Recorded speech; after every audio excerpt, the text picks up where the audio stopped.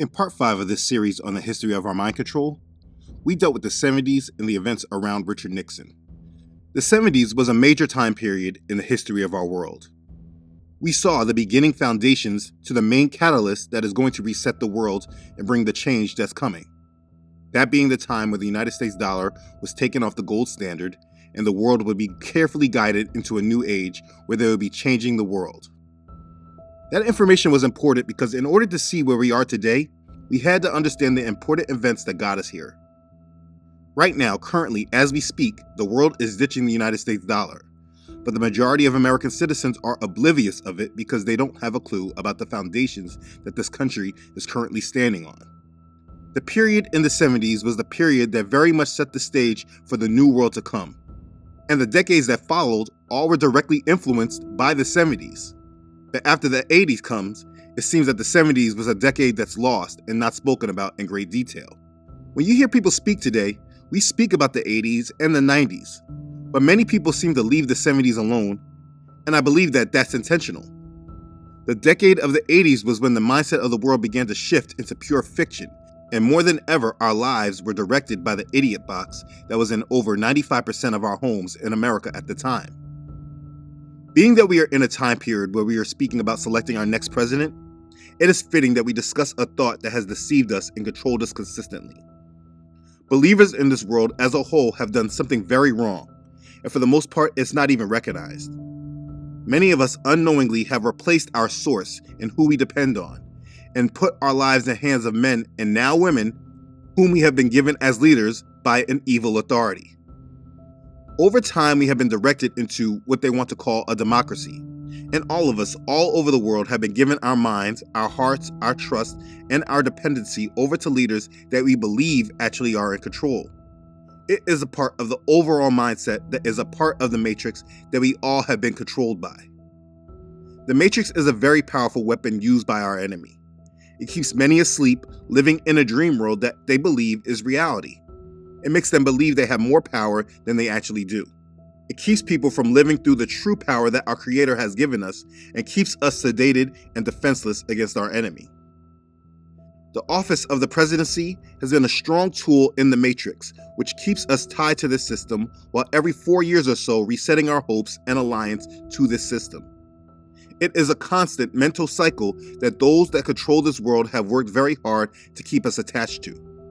If you follow this mind control series, you can see how they navigated the general public through their agendas by the changing of leaders. As agendas changed, so did the leaders. After the agenda of the 70s was carried out through Nixon, the rest of the 70s was not about pushing agendas more than keeping the public with hope and moving them along through the transition. The 1980s was a major decade of change, of transition. The whole function of the United States was changing in the world. It went from a manufacturing economy to a consumer-driven economy. It went from being a nation of low debt to trillions in debt. And this was not just by the government, but by the public as well. The masses became even more targeted and were given different avenues that they could be directed towards. The mind control became more diverse and the country became more segmented. This all started in the 1980s. All this change would not be possible if it were not for the biggest mental change agent presented to the world. Ronald Reagan is literally the poster child of a leader that was put in the faces of the public in order to steer everyone through the transition. He was the face of change in the world. He became the symbol of what American strength is to this day. In reviewing this series, if we do not start this decade off with understanding the transition into Ronald Reagan, we will be leaving out one of the biggest parts of their mental programming that is still leading us to this day. Ronald Reagan became the face of evangelical Christians in America. He became the roadmap of strength and leadership in America. And all this would be very powerful and inspirational if it were actually real. After we got through the 70s, now that the systems of the world were built, and America was now being led into the transition as well, they called upon an actor that already had the trust of the minds before he ever took office. The powers that be called upon and selected an actor from the genre of the Westerns when movies and televisions were the first tool to gain trust and mental dependence from the American audience. You wanted law and order in this town. You've got it. I'll shoot the first man who starts for those steps. They went back and cashed in on the mental program they started with, and were able to bring about a leader that would lead them through a period of hope and transition that has brought us to the very moment in time that we are in today. As we discuss mind control coming into the 1980s, we must first discuss the face of this mind control through the front man, the great communicator, Ronald Reagan. Let's begin.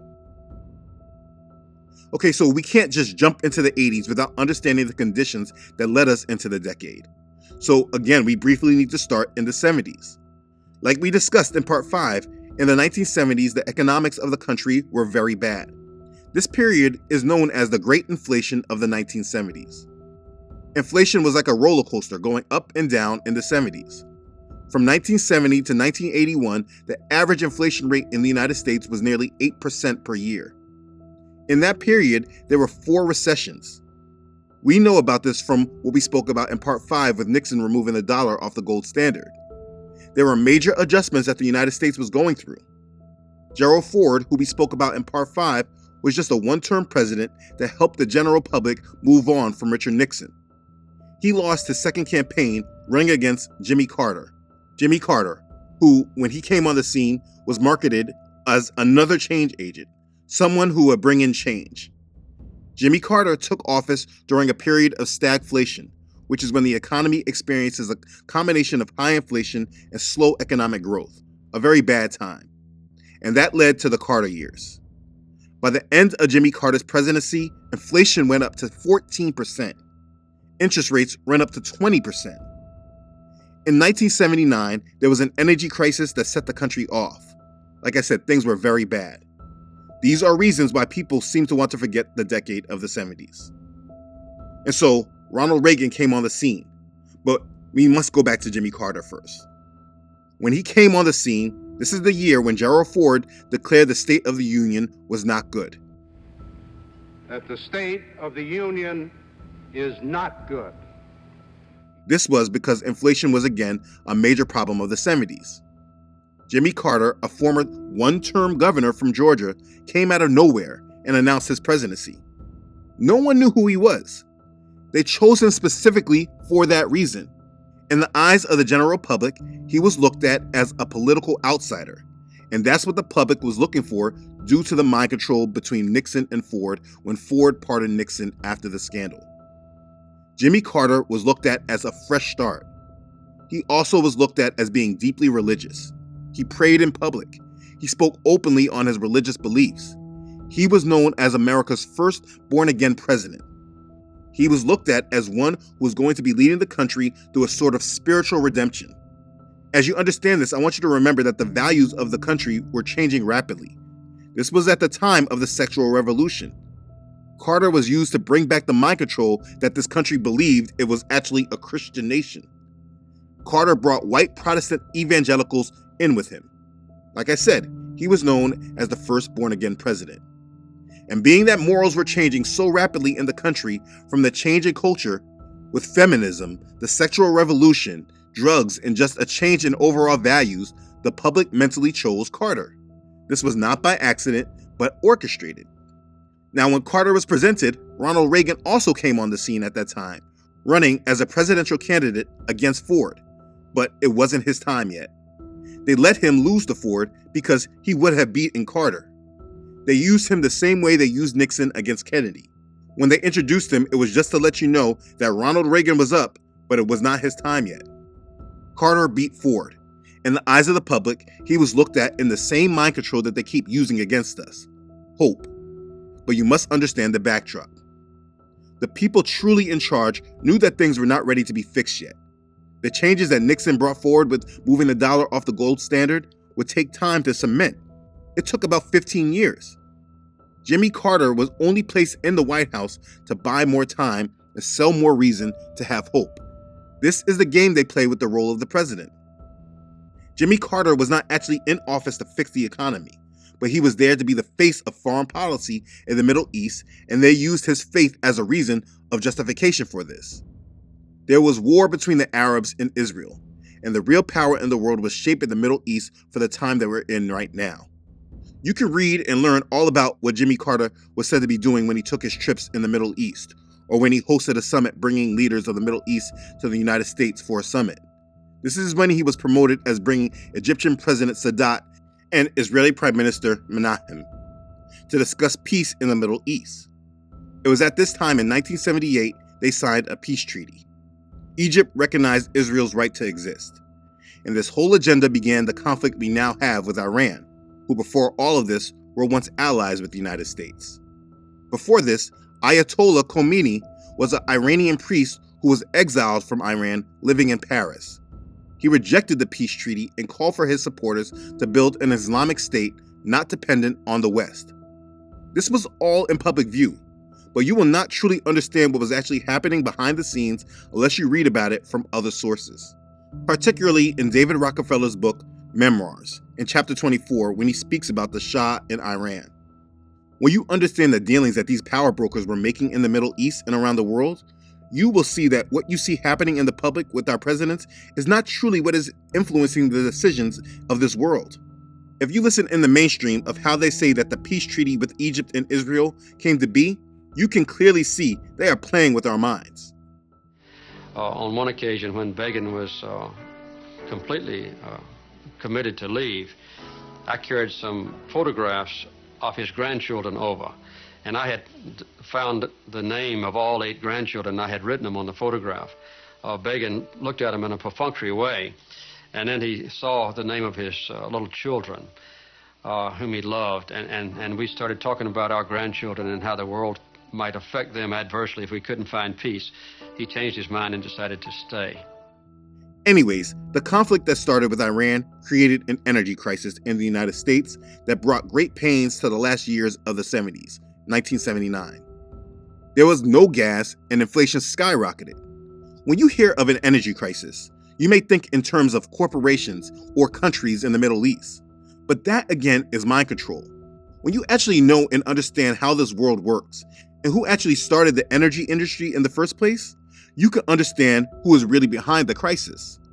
Rockefeller's Standard Oil, which was later forced to split up into many different companies that are still strong today, companies like Exxon and Chevron, they dominated the energy industry around the world.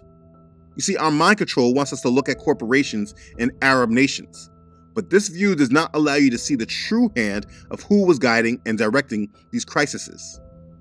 The public expected Carter to fix these things because they did not have a clue of really how this world works. And this is the same issue that we see plagues us today.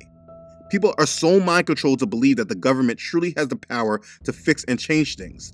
This is why they have been following their leaders to hell. It's mind control. Now, look at what Carter came on to say in regards to the energy crisis. So I want to speak to you first tonight about a subject even more serious than energy or inflation. I want to talk to you right now about a fundamental threat to American democracy.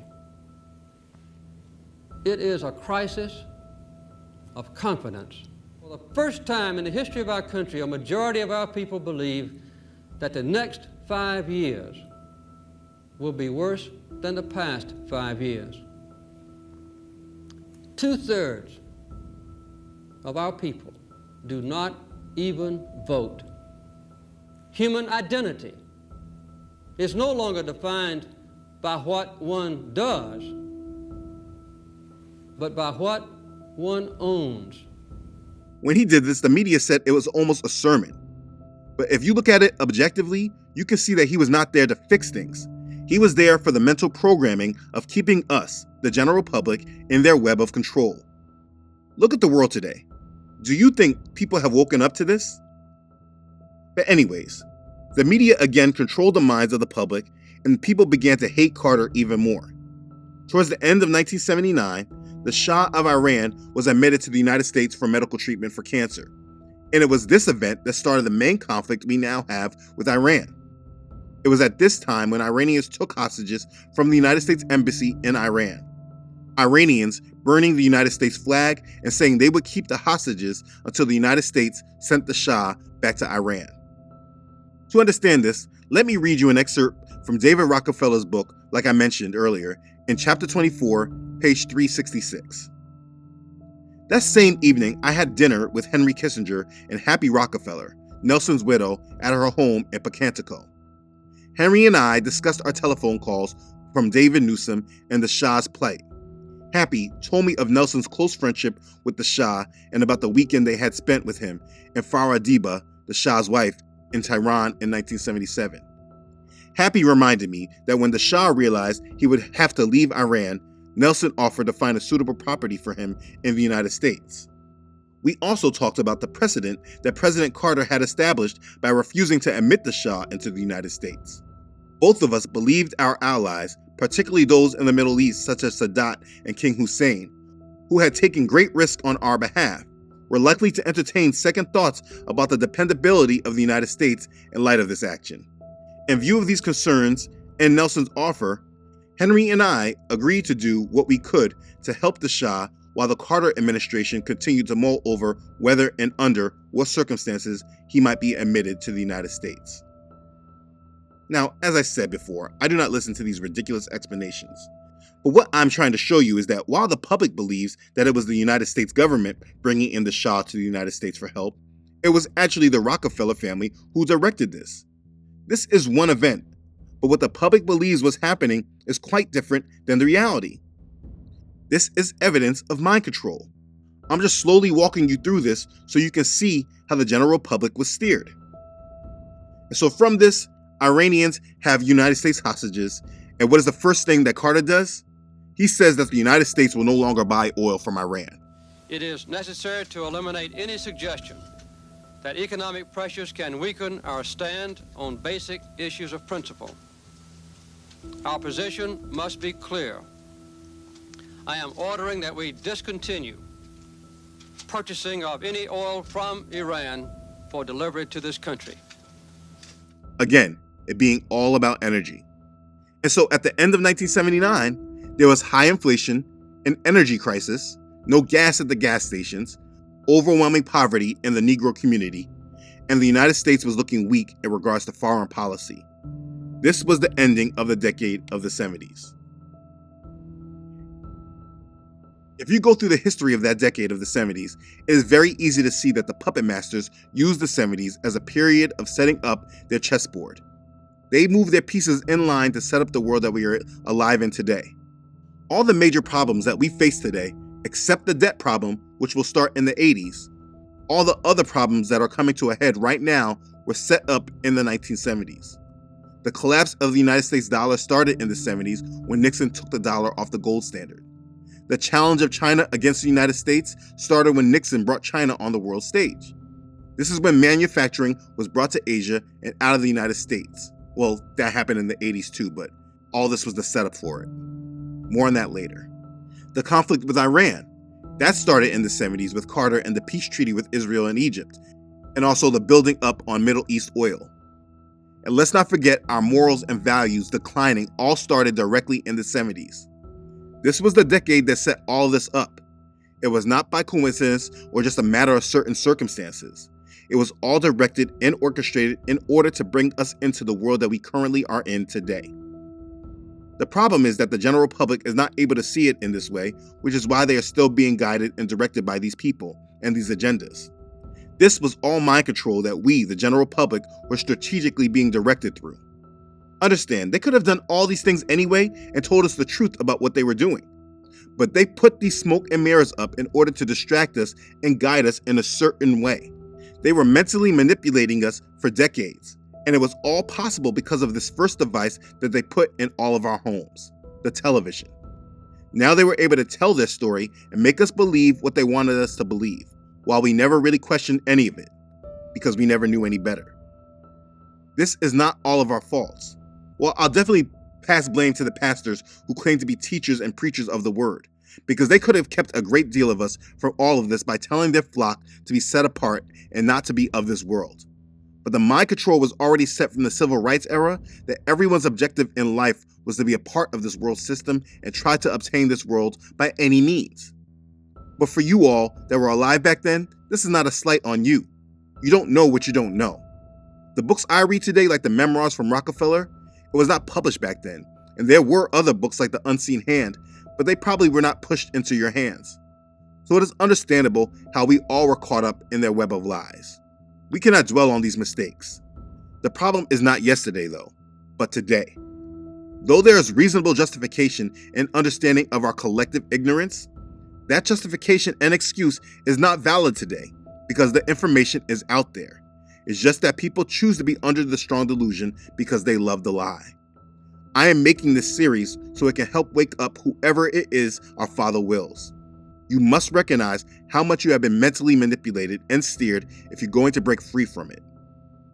Let's keep going. The Iran hostage crisis went on in the news for hundreds of days. Carter began to be the president that lost American prestige in the world, and it was at this time when we see Ronald Reagan come on the scene again, declaring his candidacy for president. Ladies and gentlemen, Ronald Reagan. Good evening. I'm here tonight to announce my intention to seek the Republican nomination for President of the United States. I'm sure that each of us has seen our country from a number of viewpoints, depending on where we've lived and what we've done. For me, it's been as a boy growing up in several small towns in Illinois, as a young man in Iowa trying to get a start in the years of the Great Depression, and later in California for most of my adult life. I've seen America from the stadium press box as a sportscaster, as an actor, officer of my labor union, soldier, office holder, and as both Democrat and Republican. I've lived in an America where those who often had too little to eat outnumbered those who had enough. There have been 4 wars in my lifetime, and I've seen our country face financial ruin in the Depression. I've also seen the great strength of this nation as it pulled itself up from that ruin to become the dominant force in the world. To me, our country is a living, breathing presence, unimpressed by what others say is impossible, proud of its own success, generous, yes, and naive. Now, there are those in our land today, however, who would have us believe that the United States, like other great civilizations of the past, has reached the zenith of its power, that we're weak and fearful, reduced to bickering with each other, and no longer possessed of the will to cope with our problems. Much of this talk has come from leaders who claim that our problems are too difficult to handle. We're supposed to meekly accept their failures as the most which can humanly be done. They tell us we must learn to live with less and teach our children that their lives will be less full and prosperous than ours have been, that the America of the coming years will be a place where, because of our past excesses, it will be impossible to dream and make those dreams come true. I don't believe that, and I don't believe you do either. That's why I'm seeking the presidency. That boy is good.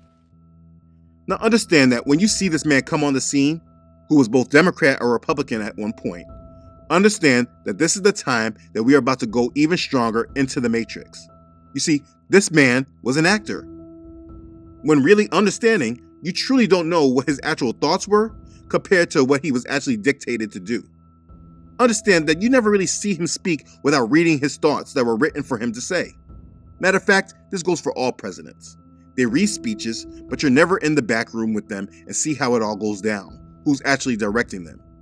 But if by now, watching part 6 of this series, you don't see the control that the unseen hand of this world has had over our leaders, you may never understand and break free from the mind control. Anyways, they brought in an actor known as the Great Communicator. When you listen to Reagan, you can see why they chose him.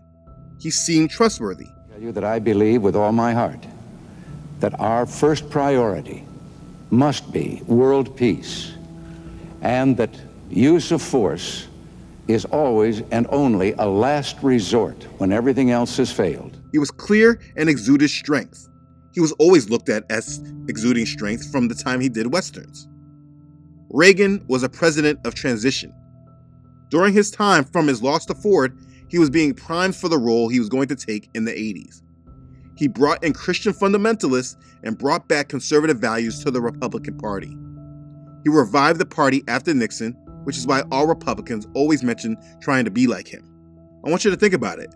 When Republicans speak, they always go back to Reagan. American civics and the Constitution in our schools in a really big way, just like President Reagan asked for in his farewell address back in 1989. This is a time for those of us that have the experience, the tested experience, and a commitment to the conservative agenda that Ronald Reagan brought forward in this party. As I said at the top of this debate, whether we're going to stand on the foundation of that conservative agenda that Ronald Reagan poured, or whether we're going to follow. We're going to do it in a state-by-state direction. And why? Because as Reagan said in his day, this is our time for choosing. He was the blueprint that the current Republican Party still tries to hold on to. He brought the white Protestant Christians back to the Republican Party. But I don't want to get ahead of myself here. But I want you to think about something. In our most recent Republican debates, that Tim Scott character, he would always annoyingly say the same thing about America being the shiny city on the hill. He said it all the time. A racist country. Never, ever doubt who we are. We are the greatest country on God's green earth. And frankly, the city on the hill needs a brand new leader. And it's restoring faith, restoring our Christian values that will help this nation once again become the city on the hill. We have to get back to being a nation that is, in fact, the city on the hill. That by having an energy economy, we start allowing this nation to once again return. Senator, thank you. Let me ask the same question. Understand, this did not come from him, nor was it a religious thought. He was just grabbing the programming from Reagan. This is what they all did. John Winthrop said, "We shall be a city upon a hill. For I believe that Americans in 1980 are every bit as committed to that vision of a shining city on a hill as were those long ago settlers. We did protect and pass on lovingly that shining city on a hill." Or what about this famous line? Let us pledge to each other, with this great lady looking on, that we can, and so help us God, we will make America great again. Thank you very much. Can you see the mind control? Ronald Reagan won by a landslide against Carter. And the mind control from the Christian Protestant pastors in America now are bringing the Christian values into the Republican Party like never before. The party of Ronald Reagan began to define what we know as Christian values in America. The basis of Christianity in America today, within white America, is built off the foundation of Ronald Reagan. Has spread the word of God to every corner of the globe and made him one of the most inspirational spiritual leaders of the 20th century. As a deeply committed Christian, his challenge to accept Jesus Christ has lifted the hearts, assuaged the sorrows, and renewed the hopes of millions. Billy Graham is an American who lives first and always for his fellow citizens. In honoring him, we give thanks for God's greatest spiritual gifts, faith, hope, and love. And so if you ever want to understand the foundation of the beliefs in Christianity within the Caucasian segment of the United States population, you will find that their beliefs were built not from a strong biblical revolution, but from a leader who declared belief in God and spoke about the Bible in a general sense, and it gained the trust of the public. It's important to mention and note that this was not the mind control that was directed in the Negro community, because since Michael King, 90% of the Negroes in America voted Democrat. Their Christian faith was tied to the Democrats. But if you look right now and you see the divide in Christianity today, and you want to understand how there could be such a divide in what is known as Christian values, this divide started when Reagan took over the party. Now, it could be obvious that certain Republican conservative values align more with Scripture than does liberal Democrats. But the white Christian Republicans were completely mind-controlled to a false Christian religion just as much as the Negro Democratic Christians, all because they were following politics and false leaders more than they were following the Word. Because while some issues and stances that the Republican Party takes can be based upon a biblical understanding, they definitely are trapped in idolatry, which is why the rich are tied to the Republican Party. But we'll get to more of that when we deal with money and what happened in the 80s in regards to Reagan and greed. I'm just saying there is a level of hypocrisy that is not seen. Christian values were tied to Ronald Reagan, and this was all mind control thought. That's all I'm trying to say. They used Reagan to make Christian values political, and therefore, later on, as they began to bring about political divide, they cleverly got the Negroes in the country to choose politics over their faith, and it has been disastrous for them ever since. This was all mental manipulation. But anyways, let's get to Reagan. I want you to look at how this all went down. Ronald Reagan was elected in a landslide victory against Carter and inaugurated on January 20th, 1981. Let us take inventory. We are a nation that has a government, not the other way around. And this makes us special among the nations of the earth. Our government has no power except that granted it by the people. It is time to check and reverse the growth of government, which shows signs of having grown beyond the consent of the governed. In this present crisis, government is not the solution to our problem. Government is the problem. It does require, however, our best effort and our willingness to believe in ourselves and to believe in our capacity to perform great deeds, to believe that together, with God's help, we can and will resolve the problems which now confront us. And after all, why shouldn't we believe that? We are Americans. God bless you and thank you. Thank you very much. And right after Ronald Reagan takes the oath of office, they released the hostages that they had from Iran. They held the hostages for 444 days, and they were released the minute Ronald Reagan took office. Now, day one of Ronald Reagan's presidency, and day one of freedom for 52 Americans. Though thousands of miles apart, these two historic events moved almost on parallel tracks today. The new president had not been in office an hour when the former hostages became free men and women again. And they are well along now on their trip to West Germany and eventually to home. This was theater. The whole last year of the Carter administration was defined by the hostage crisis. And the beginning of Ronald Reagan's presidency, they're free. And it brings more assurance to the mind-controlled public that they were in a season of change.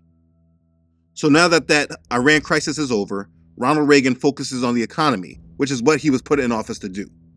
He was directing the country in a new shift and transition that they did not recognize was happening. During the 70s, the country and the world went through a major shift. We know about the dollar moving off the gold standard, but also what happened in the 70s was the buildup to the economies in Asia when American companies began to send their products to China to be manufactured. In the 40s through the 60s, the economy of the United States was built on manufacturing. This is how it grew in strength. During the 70s, when Nixon visited China, they started transitioning the world without telling everyone. In February 5th, 1981, shortly after he was inaugurated, Ronald Reagan gave a speech about the economy in which he told everyone that things were bad. Good evening. I'm speaking to you tonight to give you a report on the state of our nation's economy, and regret to say that we're in the worst economic mess since the Great Depression. A few days ago, I was presented with a report I'd asked for, a comprehensive audit, if you will, of our economic condition. You won't like it. I didn't like it. But we have to face the truth and then go to work to turn things around. And make no mistake about it, we can turn them around. Yes, he said all that, but he also spoke in terms of hope. You can see that they chose this actor because of all the mind control that he was a part of during his early days as an actor with those westerns. He already had trust from the public, and the campaign around him continued with that assurance. The United States economy was in the worst economic condition since the Great Depression because the economy was being transitioned. If you actually truly understand what they changed during Nixon, it would be quite clear that it would not be presidential policy that changed things. It was a tightening by the Federal Reserve, as well as the shifting of what the American economy would be valued by. But of course, this was not communicated to the public, because this did not go with their agenda and their narrative. They brought Ronald Reagan in at the time when they needed to smoothly transition the country through all of this. Reagan came on with the plan that Republicans own to this day, deregulation. It's now called Reaganomics. It was a plan of increasing defense spending, balancing the federal budget, and slowing the growth of government spending. Reagan reduced the federal income tax and capital gains tax, reduced government regulation, and tightened the money supply in order to reduce inflation. This was the plan. But on paper, in reality, it was quite different. Spending during the years of Reagan, 1982 to 89, averaged 21.6% GDP, roughly tying with President Obama for the highest among any recent president. In addition, the public debt rose from 26% GDP in 1980 to 41% GDP by 1988. In dollar terms, the public debt rose $712 billion in 1980 to over $2 trillion in 1988. This is what the Reagan presidency brought in. Anyways, from the start of his presidency, he took on the economy by saying he was attacking inflation. Now, the reality was that there was nothing that he could do except what he was told to do. He wasn't tackling inflation. The Federal Reserve was tackling inflation, which is why interest rates at that time were at 20%. But that's not what the general public needed to understand. He came in to be the face of the policies that would take the regulations off American business and let them run through debt. At that time, America was considered to be in decline because they were dealing with stagflation. Again, high inflation with low growth. And there was also high unemployment.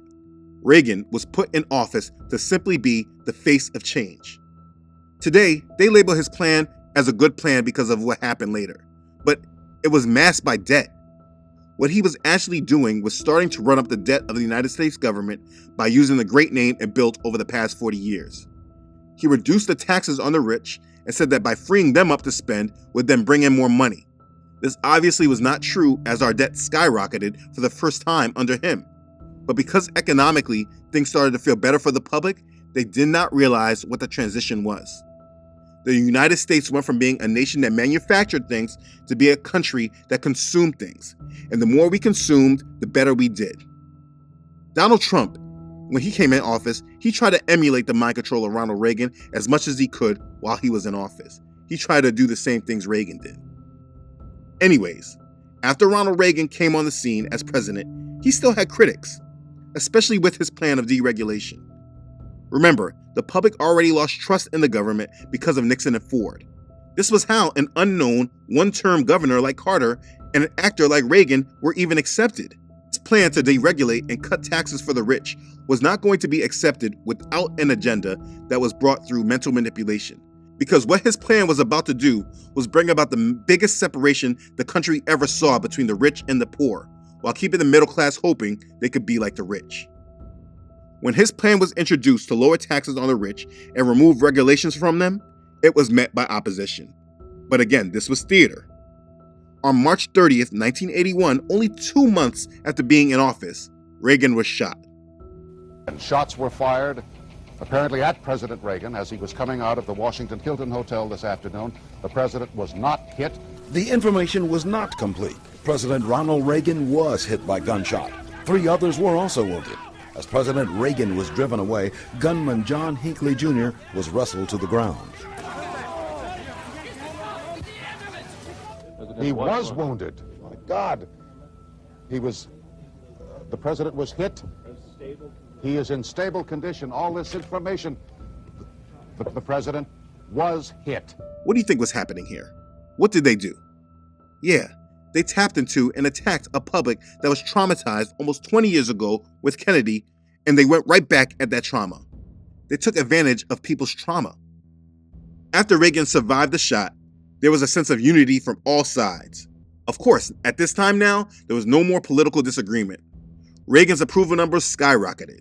Not because he did anything that fixed their problems, but because of trauma. Soon as he came out, he went directly back to his agenda and said they need to get his agenda passed. And on April 28th, he speaks before Congress addressing his program for economic recovery. You wouldn't want to talk me into an encore, would you? Mr. Speaker, Mr. President, distinguished members of the Congress, honored guests, and fellow citizens, I have no words to express my appreciation for that greeting.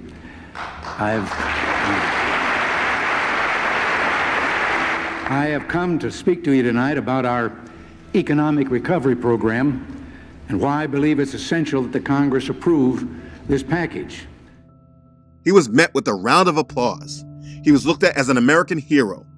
A couple of months later, in June, his second push to Congress, there was no more opposition. They passed his agenda, and the budget and tax cuts were signed into office that brought about the changes in the country that we are living through right now. And it is from this point where Reagan was solidified in the minds of the public, and over the next 7 years, he was the face of the transition that brought us into deep idolatry. But he was the face of it, and how he got there was a part of deep mental manipulation and programming. As we start waking up to the reality of our world we live in today, we can see clearly a little bit more about where we are today and how things are. But what's lost from us is how we actually got here. If you actually go back and study all these events with eyes of doubt and now living in reality of how things actually work, you can see the mental warfare that was being waged against us. The way we are right now is not by accident. It was a carefully guided agenda that has brought us into an agenda that desires to bring about a new world. We are just pawns in their game that are being used to create the energy and acceptance of the coming beast. For those that were alive during this time, this should help you go back in your thoughts and review the history of your own life and review how you were guided personally. Look back at how the decisions you made were directed. All these events mattered, particularly if you're in the United States. For many people that live abroad, you were under different agendas, yes, but you still are affected by these events that happened in America because America was the leader of the current world order. For people my age and born after, we were just born into all this. We would not have a clue of what was actually happening. We were just being directed by our parents and grandparents who were very clearly highly deceived and controlled by a system built around falsehoods, lies, and manipulations. As we grow up through all of this, we were directly targeted later, and we came against our own programming. But the thing is that we are in a powerful position today because we were not held to the original mental programming that our parents were under. We were just followers of that generation, and so our mind control is easier to break free from because we don't have to start with breaking from the mind control of the system, but breaking free from the mind control of our parents and that baby boomer generation. Again, much of this, it was not their faults, but unfortunately, it's very hard to break many of them free from it today. They don't want to hear about any of it. There are many baby boomers that watch these videos, and it is encouraging to see the mental release that they all have. But as a majority, our parents' generation, these baby boomers, were directed and steered in a false reality that we cannot afford to live in. As we break free from the programming that they had us under, we then can go back and scrutinize all of our thoughts and how we got to the point in our life that we are each at personally. We as a population are under heavy, severe mind control, and it is important that we wake up from it if we desire to move into our Father's kingdom. People today are disillusioned with false religion and false ideals in mainstream Christianity because they have been following the world more than they are following our Father. We must get off that train, and we must right those wrongs. We must follow our Father more and reject this world, and when we do that, that comes with opposition, rejection, and isolation. It is not easy, but it must be done. It is not an easy thing to go against the wiles of the devil. And so I want you to remember, as scripture says, "Finally, my brethren, be strong in the Adon and in the power of his might. Put on the whole armor of Elohim, that you may be able to stand against the wiles of the devil. For we do not wrestle against flesh and blood, but against principalities, against powers, against the rulers of the darkness of this age, against spiritual hosts of wickedness in the heavenly places. Therefore, take up the whole armor of Elohim, that you may be able to withstand in the evil day, and having done all, to stand." That's Ephesians chapter 6, verses 10 through 13. As we break all of this down, please don't forget that though these things are being waged in the flesh, and you can see these attacks personally, please do not ever forget the spiritual nature of what is going on. For the weapons of our warfare are not carnal, but mighty in Elohim for pulling down strongholds, casting down arguments, and every high thing that exalts itself against the knowledge of Elohim, bringing every thought into captivity to the obedience of Messiah. That's 2 Corinthians chapter 10, verses 3 through 5. So please, keep Yah at the center of your thoughts and continue to bring your thoughts into obedience of Him. The purpose of this series is not to give you a history lesson, but to help you see through the influence of the puppet masters who have been trying to lead us into rebellion and acceptance of Satan. Everything that we have been walking through has been one direct path to Satan, and it is highly important that you do not follow that path. Remember, enter by the narrow gate, for wide is the gate and broad is the way that leads to destruction, and there are many who go in by it. Because narrow is the gate and difficult is the way which leads to life, and there are few who find it. Matthew chapter 7, verses 13 and 14. You see, the narrow gate is difficult, which is why there are few who find it. But it is prophesied that there will be people that do. It is my hopes that we are the ones who the scriptures have foreseen and speak about. And what is required in order for this to happen is our sincere and true love of Yahuwah and our desire to put Him first in our lives, which then results in a rejection of the wicked and the rebellion that they promote. We must wake up and live in a sound mind, and this is why we must break out of the mind control. There is a lot more to cover because now that Reagan has been introduced into our society, the next phase in the loss of our values enters in. The idolatrous nature that the majority of the world lives through right now starts after this agenda with Reagan takes hold, so we need to walk through it. But by now, since we have entered the 80s, you can now walk through our history since the televisions made it into our homes, and you can now see how you are programmed into the matrix. And with that realization, Yahuwah is giving you a way to escape it if you ask Him to. Pray to Him for wisdom and for a sound mind, and He will free you if you put Him first. Please know and understand that the choice has always been yours to make. Make the right choice and decision today. Be blessed. Hallelujah. Praise Yah. Okay. Thanks again for watching. If this has blessed you, please make sure to like it and share this video with others. If you have not done so already, please make sure you subscribe to this channel. Yah willing, I upload every Friday. Please make sure to follow this ministry on Facebook and Instagram, as well as on my website, truthunedited.com. I again want to thank everyone who is sowing into this ministry. I feel very humbled by this assignment Yahuwah has given me. Your support truly blesses this ministry. I thank you for assisting me with carrying it out and serving Him. I'm truly grateful for you. You know who you are. Thank you again for your support in allowing Yahuwah to work through you. May Yah bless you. Okay, thanks again everyone for watching. I love you all.